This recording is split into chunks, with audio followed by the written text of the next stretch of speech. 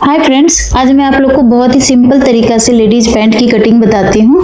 तो चलिए देखते हैं इसकी कटिंग। यहाँ पे कपड़े को मैं 2 फोल्ड में फोल्ड कर दी हूँ और उल्टा तरफ हमारे तरफ है और सीधी तरफ अंदर की तरफ है, यानी कि जब भी मार्किंग करें तो कपड़े की उल्टी तरफ से मार्किंग करें। तो अभी यहाँ पे 2 इंची पे एक निशान लगा रही हूँ और इस पे एक सीधी लाइन ड्रॉ कर दूंगी। ये ऊपर इलास्टिक के लिए है। जहाँ पे 2 इंची का निशान लगाया है वहां से नीचे तक इसकी लेंथ लेके आनी है। तो जैसे कि इस पैंट की लेंथ है 34, उसमें 1 इंची प्लस करके 35 इंची पे मार्किंग करेंगे। तो आप अपनी पैंट से पहले अपनी नाप ले लें और जो भी आपका मेजरमेंट है उसमें 1 इंची प्लस करके यहाँ पे एक सीधी लाइन ड्रॉ कर देंगे। ऊपर से जो 2 इंची पे निशान लगाए हैं वहां से छोड़ते हुए हमें हिप का निशान लगाना है। तो जैसे 38 हिप है, 38 डिवाइडेड बाय 4 तो 9.5 आता है। उसमें 1 इंची प्लस करके यहाँ पे 10.5 इंची पे निशान लगाई हूँ और ये 10.5 इंची से नीचे आसन की तरफ हमें निशान लगाना है। तो आसन की तरफ मैं 2 इंची एक्स्ट्रा ले रही हूँ। तो यहाँ से फिर से 38 डिवाइड बाय 4 तो 9.5 और 9.5 में आप 2 इंची प्लस करेंगे 11.5 इंची पे निशान लगा दूंगी। अब जहाँ पे 11.5 इंची का निशान आया है वहां से 2.5 इंची एक्स्ट्रा बाहर की तरफ लेंगे और यहाँ पे भी एक सीधी लाइन ड्रॉ कर देंगे। यहाँ से गोलाई का शेप दे देंगे और यहाँ पे मैं सीधी लाइन ड्रॉ कर रही हूँ क्योंकि मेरे पास शेप घंटी नहीं है, इसीलिए। तो ये मैं बाद में बताऊंगी कि यहाँ पे मैं सीधी लाइन क्यों ड्रॉ की हूँ। अब जो ये सीधी लाइन ड्रॉ है यहाँ से हम बीच सेंटर निकालेंगे इसका।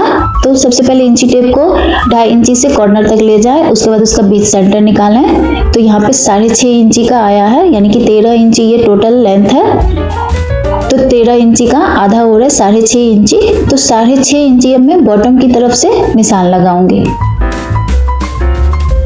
तो यहाँ पे भी मैं 6.5 इंची पे निशान लगा दी हूँ। अब जहाँ 6.5 इंची आया है वहां बीच में इंची टेप रखेंगे क्योंकि बॉटम 12 है, बॉटम की चौड़ाई 12 है। तो 12 को डिवाइडेड बाय 2 करेंगे तो 6 इंची आ रहा है।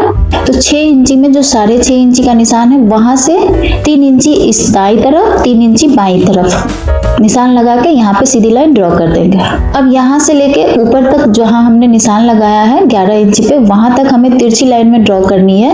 तो अब ये देखिए यहाँ से 1.5 इंची नीचे एक निशान लगाऊंगी। यहाँ तक ही मुझे गोलाई लाना है। डायरेक्ट आप ऊपर तक गोलाई लेके चल जाएंगे तो शेप बिगड़ जाएगा, पीछे बैठने में दिक्कत होगी, इसीलिए मैं यहाँ पे सीधी लाइन ड्रॉ की थी।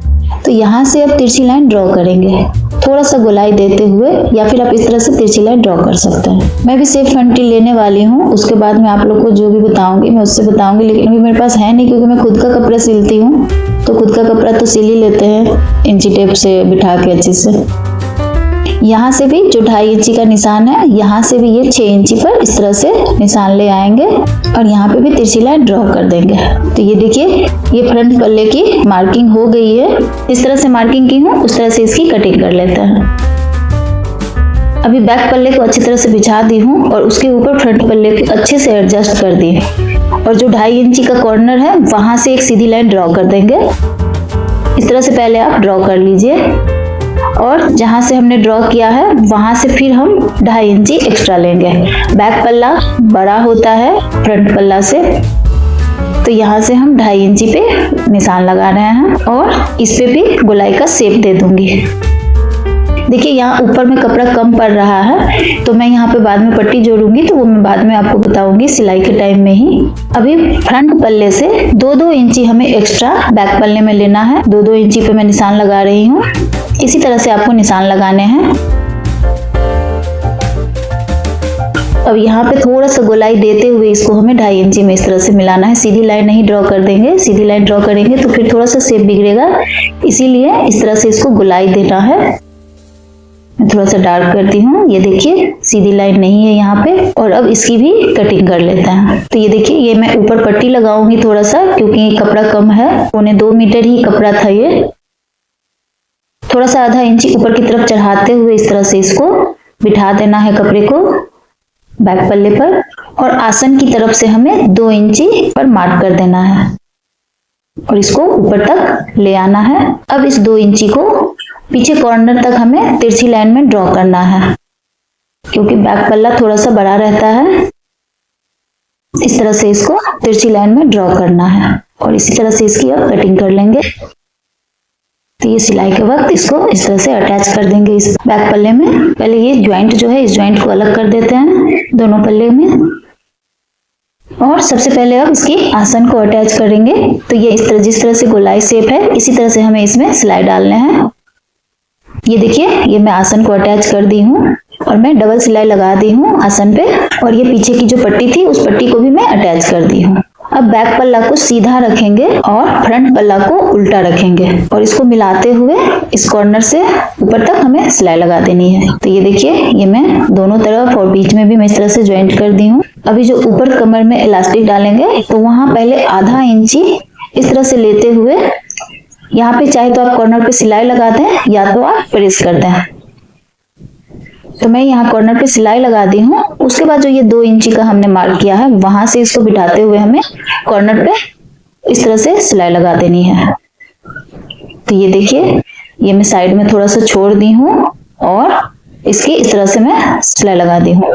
अब इलास्टिक डालने का बहुत सिंपल तरीका है कि आप अपने पहले कमर का मेजरमेंट ले लें, जितनी भी आपकी कमर की साइज आ रही है उसमें से 3 माइनस कर दें। अपनी पैंट या प्लाजो में इलास्टिक लगाती हूँ तो यहाँ पे 30 इंच का कमर आ रहा है, उसमें से हम 3 इंच माइनस कर देंगे तो 27 इंच का आ रहा है।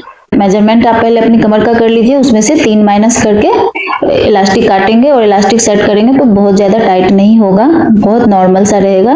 तो यहाँ पे मैं 27 इंच का इलास्टिक ले रही हूँ क्योंकि 30 कमर है, 30 कमर के हिसाब से मैं 3 माइनस की हूँ तो 27 आया है। तो सबसे पहले इलास्टिक को अंदर मैं इस तरह से फिट कर रही हूँ और थोड़ा सा अच्छे से एडजस्ट करते हुए पूरे पजामा में इस तरह से इलास्टिक अंदर डाल देंगे। उसके बाद जो ये कॉर्नर है, इस दोनों कॉर्नर पे मैं पहले हालपिन इस तरह से लगा रही हूँ क्योंकि अभी इसको अच्छे से एडजस्ट करना है। एडजस्ट करने के बाद ही मैं यहाँ पे सिलाई लगाऊंगी। तो ये देखिए, मैं अच्छे से एडजस्ट कर दी हूँ। तो अभी इस पे सिलाई लगा देंगे। तो सबसे पहले ये दोनों तरफ का जो इलास्टिक है यहाँ पे मैं 3-4 बार सिलाई लगा दूंगी। तो ये देखिए, मैं सिलाई लगा दी हूँ। अब दोनों को दोनों तरफ फोल्ड करते हुए थोड़ा सा जो कॉर्नर निकला रहता है उसको एक को दाएं तरफ एक को बाएं तरफ फोल्ड करते हुए यहाँ पे सिलाई लगा देंगे। और यहाँ पे पहले सबसे पहले यहाँ पे बंद कर देंगे। ये देखिए, मैं सिलाई लगा दी हूँ। अब इसको इस तरह से खींचते हुए यहाँ पे हमें सिलाई लगानी है बीच में। तो इस तरह से खींचते हुए इसके बीच में सिलाई लगाऊंगी। तो ये देखिए, मैं बीच में इस तरह से सिलाई लगा दी हूँ। तो ये पैंट बनके तैयार हो गया है। आप लोग बना के देखें। मीडियम साइज के लिए ये परफेक्ट है। मीडियम से फिर बड़े साइज का है तो आपको थोड़ा सा अपने पैंट से नाप लेना पड़ेगा और उसके बाद आप काटें तो आप बिल्कुल परफेक्ट आएगी आपकी फिटिंग। तो आप लोग को यदि ये अच्छी लगी हो तो आप लोग प्लीज इसे लाइक करें, मेरे चैनल को सब्सक्राइब करें। कहेंगे क्यों सब्सक्राइब करो, इतना लंबा लंबा बाद वीडियो देती हो। तो मैं बाहर गई थी, बाहर मशीन नहीं था जिसकी वजह से मैं नहीं डाल रही थी। तो अभी मैं फिर कंटिन्यू रहूंगी। Thank you.